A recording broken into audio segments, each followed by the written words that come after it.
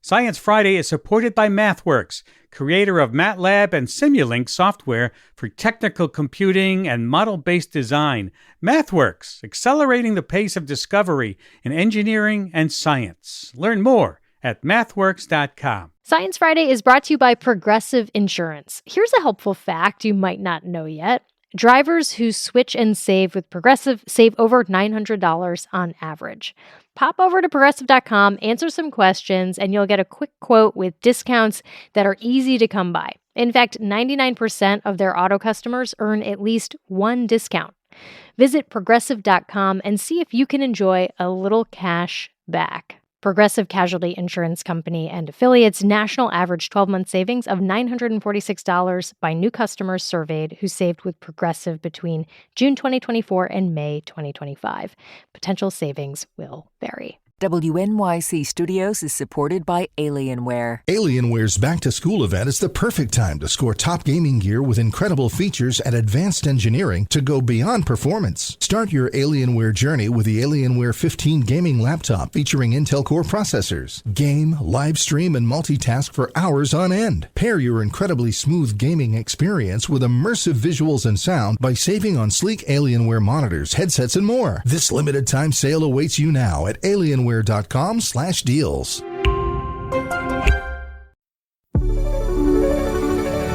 Hey, it's Flora Lichtman, and you are listening to Science Friday. With the Artemis missions, NASA aims to begin construction on a lunar base in late 2028. There is a lot of tech that needs to be worked out, including what's for dinner. You got to eat to live. Remember the movie The Martian, where Matt Damon botanies the dung out of his situation? I now have 400 healthy potato plants. I dug them up, being careful to leave their plants alive. The smaller ones I'll reseed. The larger ones are my food supply. All natural, organic, Martian-grown potatoes. And it turns out this is not just science fiction. There's real-life research on growing spuds in space. So how far off are we from successful space gardening? Here to hash it out is Dr. David Handy. He's a space biologist studying how to grow potatoes in moon dirt, and he's at Oregon State University. Welcome, David. Hi. Thanks for having me. Thanks for being here. How often do people name check The Martian with you? Oh, all the time. I got my start in the space biology stuff right around the time that The Martian came out, and I was actually working with plants in Martian dirt back then, and so it was perfect. I got to say, you saw The Martian? I was on a tech school campus, so the answer was always yes. And I said that, but I'm working with lettuce. Okay, so how do you go about doing these experiments, growing food in lunar dirt? Like, where do you get the dirt, for instance? So sadly, we cannot afford to get the genuine thing. So we work with what's called lunar regolith simulants. So it's fake moon dirt. And there's a few places that you can get it. You know, NASA has teams that survey places around the globe for mineralogically similar areas that we can then dig up, maybe add a few things to make it a little more accurate. There's also companies that specialize in making these simulants where it's fully synthetic. They just get bulk mineral of pure mineral and they grind it and mix it into the proportions needed to simulate the moon. And does it have all the nutrients you need to grow food? Like, how is it different from regular soil? So the main distinction between regolith and soil is there's no biology going on in regolith. So soil here on Earth, things are living in it, things are dying in it. There's microbes, there's plants that are living and dying and decomposing and giving this biological component to the dirt. Whereas regolith, it is biologically sterile. There's no life going on, especially the genuine thing. But do the potatoes grow differently? They do, yes. For one thing, they tend to grow a lot smaller. And, part of that is, soil texture, compaction, preventing the roots from growing too well. We're also looking into if there might be some issues with certain heavy metals in the soil, and many of those can cause stunting, even the ones that are needed as micronutrients. If you have too much of a good thing, it can become a problem. So one thing that we're learning is that when we do this for real on the moon, we're going to need to really tailor our fertilizer system to the soil itself. So we worked with regolith from the lunar mare, which are the darker colored portions of the moon when you're looking at it. Those are low elevation. It's called the mare as in maritime, because if the moon did have water systems, those parts would be where the ocean is because of the low elevation. And then there's the lunar highlands, which are mineralogically different. That's the lighter colored portion of the moon that we see that reflects all that bright light back at us. And so what we are finding is that just between these two types, there's a lot of differences, which that's kind of to be expected, here on Earth. I'm here in Oregon, and the dirt between Western and Eastern Oregon alone is very different. You look at that compared to the dirt back in Florida where I did my grad school, very different soil chemistry, mineralogy, texture. All these things are different, and all these things will impact how plants grow. Is there something special about potatoes that make them a good candidate for a space garden? I mean, you also mentioned lettuce. Yes. So potatoes specifically are going to be our prime candidate for that caloric dense staple crop. So, a lot of other things that NASA's looking at, they're looking at pick and eat crops like lettuces and tomatoes, things that require very little preparation, so that the astronauts don't have to spend all their time processing the plants into something edible. But they still need calories, and especially once we're on the moon and can have a large structure where we can grow a large amount of crops, potatoes are one of the largest outputs of calories per unit area that we have.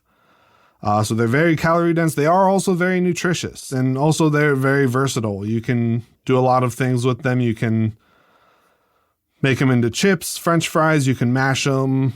Just bake one whole. So one thing that space biologists consider is menu fatigue. And, if you're eating the same thing over and over again, you get sick of it. You will want to eat less of it. And if it's the only thing you have to eat, you're not going to want to eat it. They're versatile. Yeah. Of course. Yeah. I mean, it's the idea that astronauts would be relying on this lunar garden to survive. What about all the freeze-dried stuff? So the freeze-dried stuff will be useful at first. All these systems will need time to be built and become established and start, cycling and recycling. But eventually, even the freeze-dried stuff, it has mass, and it costs money to ship mass into space. And as we have more and more people up there, that's just going to be more and more food that we need to ship if we're relying on the freeze-dried stuff from Earth. I mean, there's been a lot of attention on the moon recently, obviously, with these Artemis missions and this talk about a future moon base. Has your work felt more urgent? Is your phone ringing more than it has been in the past? The work does feel more urgent. I wish my phone were ringing more. I'm currently a postdoc. And our funding runs out in July. So I'm hoping to land somewhere, preferably at a university or maybe even with NASA themselves, if any positions are open, for me to keep doing this kind of work. Good luck. Thank you. Dr. David Handy, space biologist at Oregon State. Thank you for being here. Yeah. After the break, it's not all fun and gardening. Moon dust is actually a big problem for NASA to navigate. We'll hear about it. Stay with us.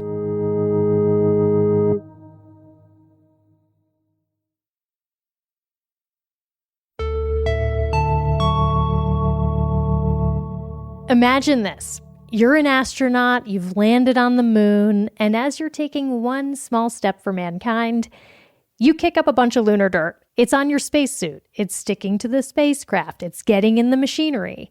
It turns out that moon dust is a huge pain in the butt for NASA. Here to tell us why is Dr. Erica Jawin. She's a planetary geologist at the National Air and Space Museum in D.C., and she's also a participating scientist on NASA's Artemis science team. Erica, thanks for being here. Oh, thanks so much for having me. Is moon dirt somehow more annoying than regular dirt? I would say it's much more of a problem than dust that we have on Earth. The technical term that we use for the ground-up layer of rock on the surface of planetary bodies is regolith. So it's regolith on the moon, it's regolith on Mercury or Mars, and Earth, if we didn't have life here, would also have regolith. And yeah, it's actually kind of a big problem. I mean, we have all these grand plans for a lunar base with these Artemis missions. How big of a problem is the regolith? So when you talk about things like building and living on the surface of the moon, the regolith itself is a little bit tricky because it's this potentially deep, maybe tens of centimeters thick layer of ground up rock. But specifically what we're talking about here is the very, very finest fraction of the regolith, specifically what we call dust. So the size of lunar dust is anything smaller than 20 microns in diameter. So for reference, a single human hair is around 50 microns. So at the very largest size, lunar dust is like half as thick as a single human hair. But in general terms, dust can be about 50 times smaller than a single hair. So really, really tiny pieces of rock and glass. And the critical thing that's the reason that lunar dust is so dangerous is that it's tiny particles of angular, jagged rock and glass. So on Earth, we have life, of course, but we also have geological processes like wind and rain. And these active geologic processes can actually round particles, including tiny particles of dust, so that they're not that sharp. But because the moon has no atmosphere, it doesn't have active wind or water flowing across the surface, those particles get broken into shards and they stay really sharp. And so what happens is if you kick up dust off of the surface, it is sharpened so it can actually stick into things, whether that's your spacesuit. If it gets lofted in the habitat, you can breathe it in, and it's very irritating. So it's like tiny needles. It's like tiny little jagged shards. So physically, it's quite abrasive. But there's actually a second part to it, that because the moon doesn't have an atmosphere or a global magnetic field to protect the surface from radiation, the surface of the moon is constantly being bombarded by radiation from the sun and from space in general. And so this dust actually gets electrostatically charged. So not only is it tiny and jagged, but it actually can loft off the surface and get attracted to things because of static electricity, basically. So it will stick to things because of static, but also because it's sharp and jagged. And then even a third thing is that the moon is smaller than the Earth and it has less gravity. So these tiny particles of dust, once they're lofted, they'll actually stay lofted for longer than they would on Earth. So it's just a big mess. That's just so annoying. It's just everything about it seems very annoying. I mean, did the Apollo astronauts have lunar dust issues? Okay, so yes, the Apollo astronauts definitely had issues with dust. And so if you think about this issue is not completely alien. On Earth, there are definite risks of exposure from fine-grained minerals. If anyone's worked in construction or worked with really fine-grained rocks like pumice, there's a very known risk of things like silicosis. If you inhale that in, it can do a lot of damage to your lungs. Yes, this is the countertop issue too, right? Yeah, exactly. It's like quite common on Earth. You don't want to be breathing in rock dust anywhere, right? So this was an issue that the Apollo astronauts also had to contend with. And starting with Apollo 11, every Apollo astronaut noted some sort of irritation from lunar dust. And this irritation included things like irritated eyes, maybe scratchy throats, like a cough. Jack Schmitt on Apollo 17 actually called it lunar hay fever. You're just irritated and itchy. And it's from these tiny, jagged shards of rock that's getting into your eyeballs, into your lungs. And the good news from Apollo is that it seemed like these symptoms were pretty short-lived. Most of those lunar hay fever symptoms cleared up after about a day. So the later missions tried to mitigate this and reduce the dust contamination inside the habitat from things like using brushes and vacuums. But it was still a problem. This dust gets into everything. Even if it's only on your outer suit, it works its way in, and it got into the habitat, and it's just got everywhere. I mean, we've gotten better at purification and masks, right? I imagine COVID has helped with that. Yeah, absolutely, which is kind of crazy to think about, that something like COVID could help to make us safer living on the moon. But think about how we treat personal protective equipment using masks. Think about the improvements in air filtration technologies.